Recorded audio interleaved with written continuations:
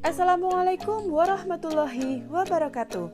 Selamat pagi anak-anak hebat. Bagaimana kabar hari ini? Semoga semua dalam keadaan sehat. Hari ini kita bertemu lagi pada channel pembelajaran kelas 3. Selalu patuhi protokol kesehatan dimanapun kita berada. Selamat belajar, semangat belajar dari rumah. Pada pertemuan kali ini kita akan belajar tema 2, menyayangi tumbuhan dan hewan, subtema 2, manfaat hewan bagi kehidupan manusia, pembelajaran yang ketiga. Sebelum pembelajaran, marilah kita berdoa terlebih dahulu, serta menyiapkan alat tulis yang kita perlukan pada kegiatan pembelajaran. Semangat belajar dari rumah. Tujuan pembelajaran yang ketiga ini adalah 1. Siswa diharapkan dapat memeragakan dinamika gerak tari. Tujuan yang kedua, siswa diharapkan dapat menjelaskan pesan sebuah dongeng. Dan tujuan yang ketiga, siswa diharapkan dapat menyelesaikan soal cerita sifat pertukaran pada perkalian bilangan.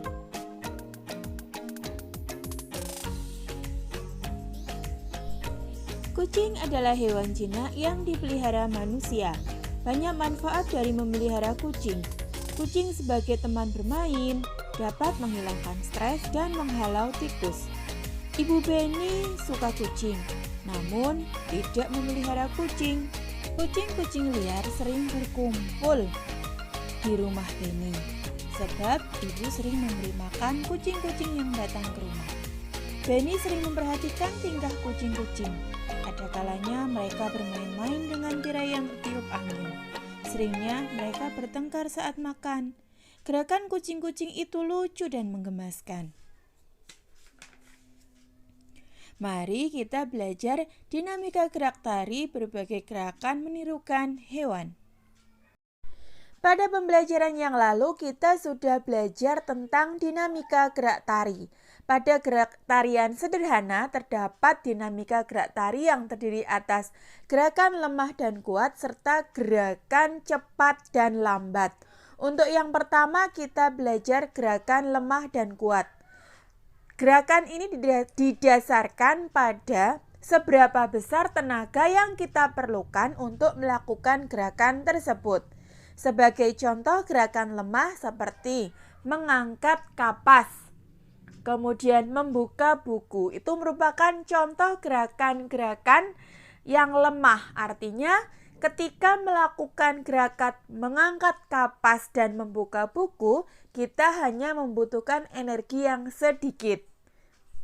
Namun akan berbeda ketika kita melakukan gerakan mendorong meja, mendorong almari, bahkan mendorong tembok.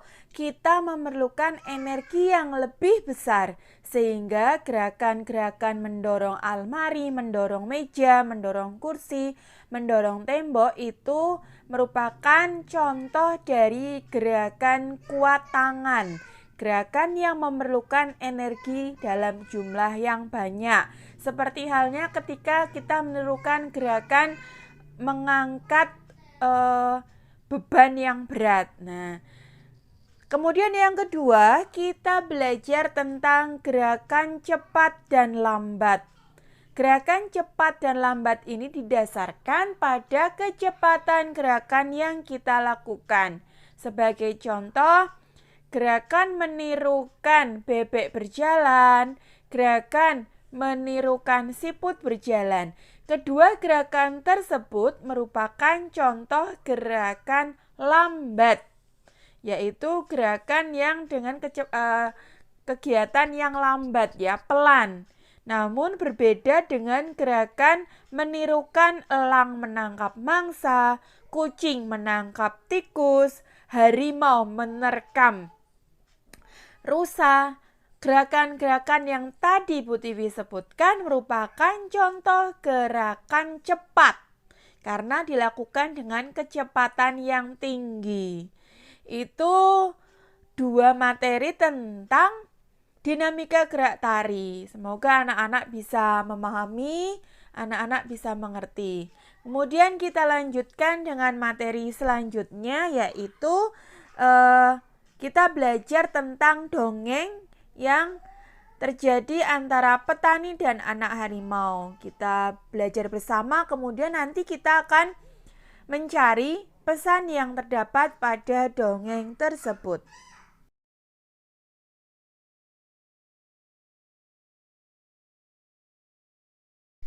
Kisah petani dan anak harimau, pengarang anonim.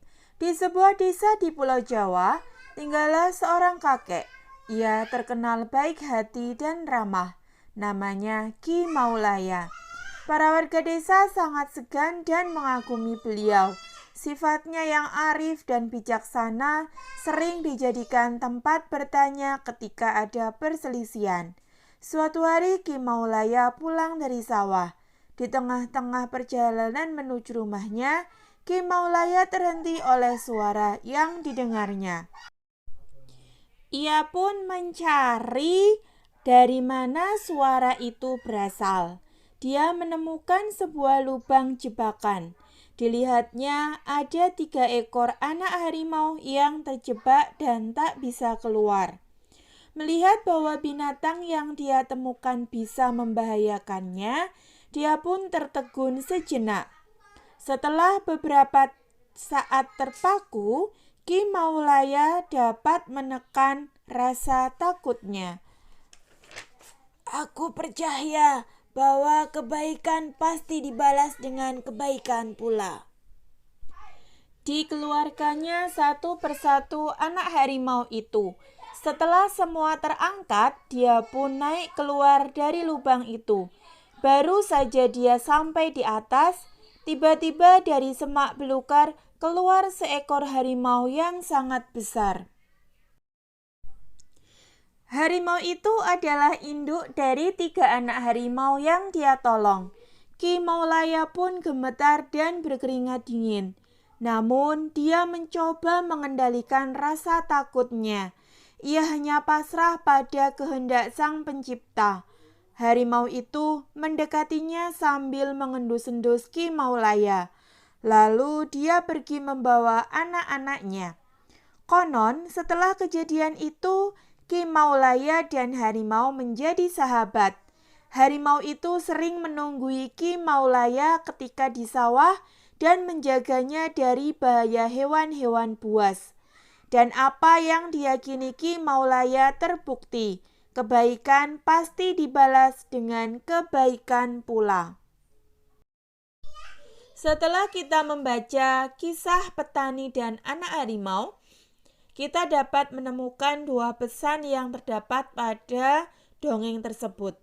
Yang pertama, kita harus tolong-menolong sesama makhluk hidup. Kemudian yang kedua, ketika kita melakukan kebaikan, kita tidak usah ragu untuk melakukan kebaikan tersebut. Sore hari, Benny memasukkan ayam-ayamnya ke kandang. Ia menemukan beberapa telur di dalam kandang. Ia sedang berpikir bagaimana jika telur itu ia simpan dalam beberapa tempat. Mari kita bantu Benny untuk menyimpan telur-telur ayamnya tersebut. Ayam-ayam Benny ada yang bertelur. Hari ini Benny mengumpulkan telur-telur ayam di kandang. Ia mengumpulkan 20 telur. Gambarlah telur pada kotak yang tersedia. Yang pertama, jika telur ia simpan pada 5 kotak, berapa isi telur pada masing-masing kotak? Untuk menyelesaikannya, kita masukkan satu persatu pada setiap kotak terlebih dahulu untuk memudahkannya dengan menghitung sampai 20. 1, 2, 3, 4, 5, 6, 7, 8, 9, 10, 11, 12, 13, 14, 15, 16, 17, 18, 19, 20. Jika telur disimpan pada 5 kotak, maka tiap kotak berisi 4 butir telur. Kita dapat menuliskan lambang bilangan perkaliannya, yaitu wadah kali isi. Ada 5 wadah, setiap wadah berisi 4 telur. Maka perkaliannya 5 kali 4 sama dengan 20.